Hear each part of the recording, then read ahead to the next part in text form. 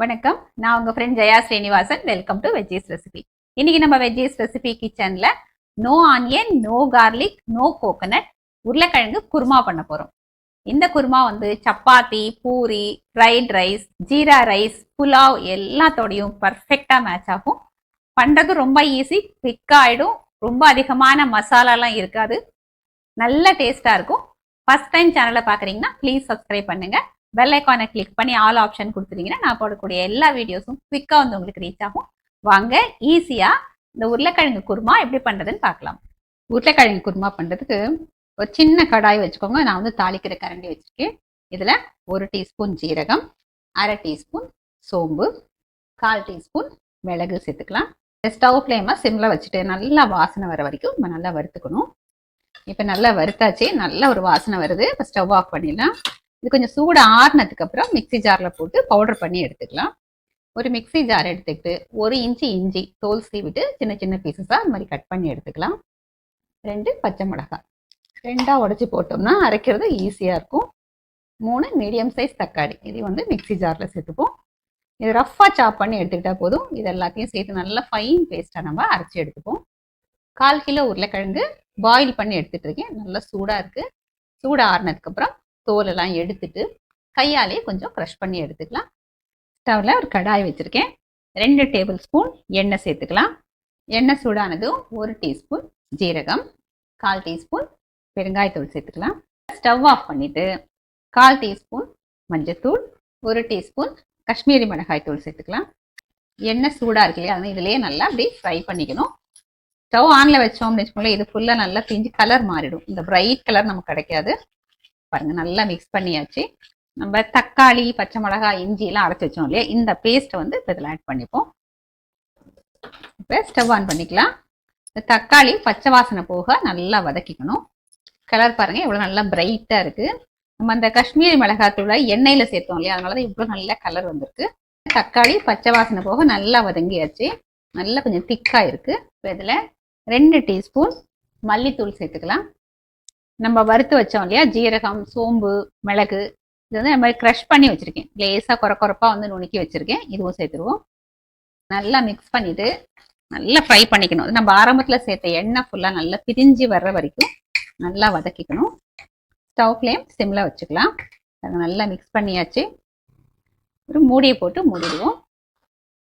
நடுவில் இந்த மாதிரி திறந்து வதக்கி விட்டுப்போம். பாருங்க, நல்ல எண்ணெய் பிரிஞ்சு வந்திருக்கு, நல்லா கொதிச்சிருக்கு. வேக வச்ச உருளைக்கிழங்க தோல் சீவிட்டு இந்த மாதிரி க்ரஷ் பண்ணி வச்சிருக்கேன். கொஞ்சம் பெரிய பீசஸ், சின்ன பீசஸ் இந்த மாதிரி. இதை வந்து இதில் சேர்த்துக்கலாம். இந்த குருமாவுக்கு தேவையான அளவு உப்பு. இப்போ இதை நல்லா கலந்து விட்டுக்கலாம். பாருங்க, நல்லா கலந்து விட்டாச்சு. இப்போ இதில் கொஞ்சம் தாராளமாக தண்ணி சேர்த்துக்கலாம். நான் ஒரு கிட்டத்தட்ட 150 ml தண்ணி சேர்க்குறேன். தண்ணி சேர்த்ததுக்கப்புறம் ஒரு தடவை கலந்து விட்டுருங்க. ஏன்னா அந்த உருளைக்கிழங்குல இப்போ எந்த டேஸ்ட்டுமே இருக்காது. இது தண்ணியில் கொதிச்சு இந்த தக்காளியோட புளிப்பு, நம்ம சேர்த்துருக்கிற காரம், உப்பு எல்லாமே வந்து இதை அப்சர்வ் பண்ணணும். அப்போ தான் வந்து நல்லா டேஸ்ட்டாகவும் இருக்கும். இப்போ ஒரு மூடியை போட்டு இது நல்லா கொதிக்கட்டும். ஒரு 2-3 நிமிஷம் கொதிக்கட்டும். அதுக்கப்புறம் நம்ம பார்க்கலாம். மூடியை திறந்து பார்த்துருவோம். பாருங்க, எவ்வளோ பிரைட்டாக நல்லா கலர்ஃபுல்லாக சூப்பராக இருக்குது. நல்லா தலை கொதிக்குது. இப்படி பார்த்தாலே வந்து சாப்பிடணும் போல தோணும். அந்த அளவுக்கு நல்லாயிருக்கும். இதில் 1 டீஸ்பூன் ஆம்ச்சூர் பவுடர், அதாவது ட்ரை மேங்கோ பவுடர், இது சேர்த்துக்கலாம். இது லேசான ஒரு புளிப்பு டேஸ்ட்டும் இருக்கும், நல்லா வாசனையாகவும் இருக்கும். 1/4 டீஸ்பூன் கரம் மசாலா. இப்போ எல்லாத்தையும் ஒரு தடவை கலந்து விட்டுடலாம். பாருங்கள், நல்லா கலந்தாச்சு. இப்போ ஸ்டவ் ஃப்ளேமை சிம்மில் வச்சுட்டு ஒரு 2 நிமிஷத்துக்கு இதை மூடியை போட்டு நல்லா கொதிக்க வைக்கலாம். இன்னும் இந்த கரம் மசாலாலாம் சேர்த்துருக்கோம் இல்லையா, அதுவும் வந்து கொஞ்சம் நல்லா வதங்கணும். ஒரு 2 நிமிஷம் ஆயாச்சு. இப்போ மூடி திறந்து பார்த்துருவோம். இப்போ இதில் 1 டேபிள் ஸ்பூன் வெல்லம் வேணாலும் சேர்த்துக்கலாம், சர்க்கரையும் நம்ம சேர்த்துக்கலாம். வெல்லம் சேர்க்கறதுனால டேஸ்ட் கொஞ்சம் நல்லா பேலன்ஸ் ஆகும். இதோட ஃப்ரெஷ்ஷான கொத்தமல்லி நல்ல ஒரு கைப்பிடி அளவுக்கு நல்லா வாஷ் பண்ணிவிட்டு பொடியாக கட் பண்ணி வச்சுக்கலாம். இதை அப்படியே நல்லா தூவி விட்டுருவோம். கொத்தமல்லி நிறைய சேர்க்கும் போது ஒரு நல்ல வாசனையாக இருக்கும். இப்போ ஒரு மூடியை போட்டு மூடிட்டு ஸ்டவ் ஆஃப் பண்ணிடலாம். ஒரு 2 நிமிஷம் கழித்து சர்விங் பவுலுக்கு மாற்றிப்போம். நோ ஆனியன், நோ கார்லிக் உருளைக்கிழங்கு குருமா சர்விங்க்கு ரெடி. இந்த உருளைக்கிழங்கு குருமாவை இன்னைக்கு நான் சப்பாத்தியோட சர்வ் பண்ண போகிறேன். இது சப்பாத்தி, பூரி எல்லாத்தோடய சூப்பராக இருக்கும். பார்க்கறதுக்கே பார்த்தீங்கன்னா சாப்பிடணும்னு ஆசை வந்துடும், அந்த அளவுக்கு நல்லா இருக்கும். மேக்ஸிமம் எங்கள் வீட்டில் பார்த்தீங்கன்னா சப்பாத்தி தான் டின்னருக்கு. 70% சப்பாத்தி தான் பண்ணுவேன். அதுக்கு தொட்டுக்கிறதுக்கு இந்த மாதிரி உருளைக்கிழங்கு இல்லைன்னா பன்னீர் நிறைய பண்ணுவேன். அப்புறம் பயிறு, காராமணி, முழு உளுந்து இருக்கு இல்லையா, தோல் உளுந்து, அதெல்லாம் கூட வந்து தால் பண்ணுவேன். ரொம்ப சூப்பரா இருக்கும். இன்னைக்கு வந்து இந்த உருளைக்கிழங்கு குருமா பண்ணியிருக்கேன். வாங்க டேஸ்ட் பண்ணி பார்த்துடலாம்.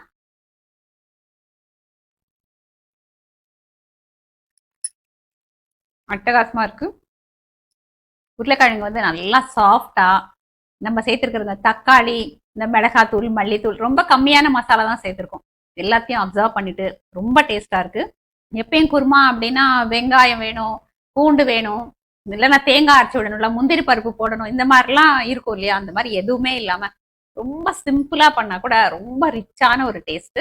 பூரியோட ரொம்ப நல்லா இருக்கும். எப்பயும் வந்து நம்ம பூரி மசாலான்னு ஒரே மாதிரி பண்ணுவோம் இல்லையா, அப்படி பண்ணாம இந்த மாதிரி உருளைக்கிழங்கு குருமா பண்ணி நீங்க பூரி பண்ணி பாருங்களேன், 2 பூரி எக்ஸ்ட்ரா சாப்பிடணும்னு தோணும், அந்த அளவுக்கு நல்லா இருக்கும். இந்த டேஸ்டியான குவிக்கா பண்ணக்கூடிய உருளைக்கிழங்கு குருமாவை நீங்க கண்டிப்பா ட்ரை பண்ணுங்க. உங்களுக்கு ரொம்ப பிடிக்கும். எப்படி வந்ததுன்னு கமெண்ட்ல சொல்லுங்க. லைக் பண்ணுங்க, உங்க ஃப்ரெண்ட்ஸ் அண்ட் ஃபேமிலியோட ஷேர் பண்ணுங்க. புது ரெசிபியோட நாளைக்கு நான் உங்களை மீட் பண்றேன். தேங்க்ஸ் ஃபார் வாட்சிங்.